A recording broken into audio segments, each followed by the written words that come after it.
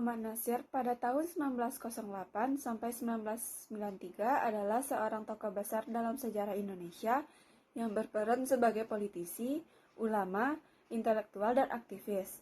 Ia dikenal sebagai Perdana Menteri Indonesia pada tahun 1950 sampai 1951 dan pemimpin masyumi, serta seorang pemikir yang memberikan kontribusi besar dalam pemikiran Islam dan kebangsaan.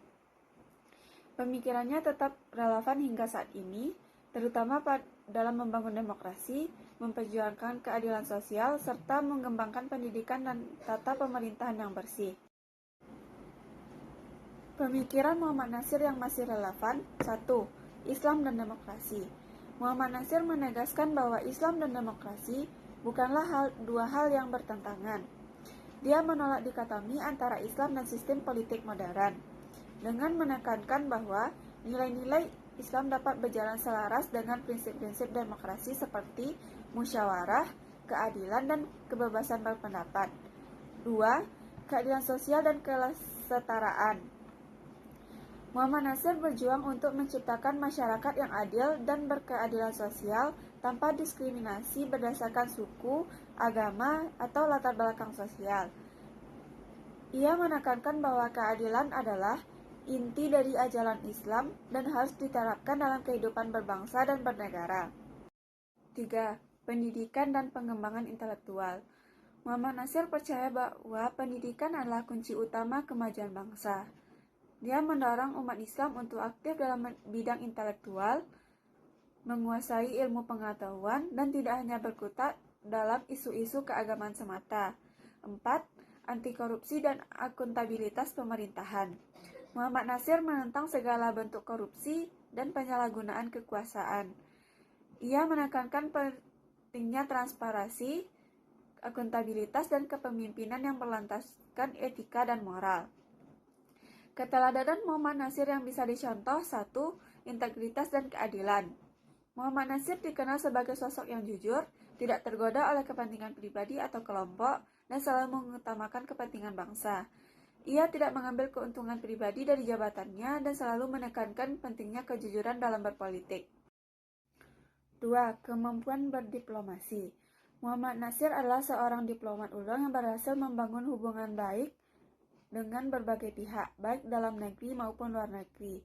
Salah satu keberhasilannya adalah Mosi Integral Natsir pada tahun 1950 yang berhasil menyatukan Indonesia kembali ke bentuk negara kesatuan setelah mengalami sistem federal. 3. Kepemimpinan yang bijaksana. Muhammad Natsir selalu mempertimbangkan keputusan dengan matang berdasarkan prinsip dan nilai yang ia yakini. Ia tidak gegabah dalam bertindak dan selalu berusaha mencari solusi terbaik bagi bangsa. Relevansi pemikiran dan keteladanan Muhammad Natsir di era modern. 1. Pengembangan demokrasi yang berlandaskan nilai-nilai agama. Di tengah tantangan terhadap demokrasi di Indonesia, gagasan Muhammad Natsir tentang hubungan Islam dan demokrasi bisa menjadi referensi dalam membangun sistem yang lebih adil dan berlandaskan nilai spiritual. Konsep musyawarah sebagai bentuk demokrasi Islam bisa menjadi alternatif dalam menghadapi berbagai tantangan politik. 2.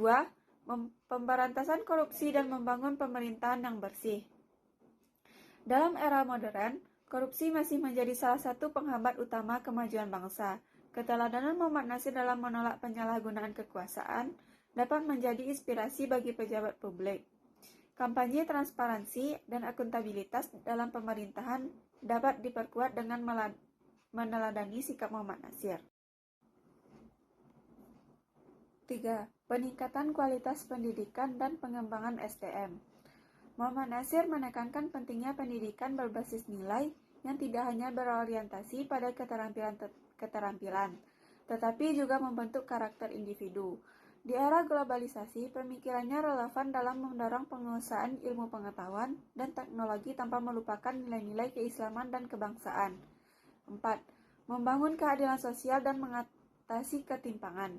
Ketimpangan ekonomi dan sosial masih menjadi isu utama di Indonesia.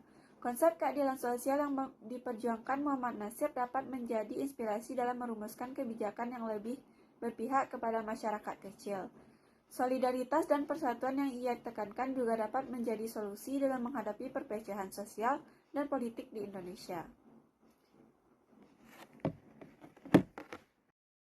Baiklah, sekian video dari saya.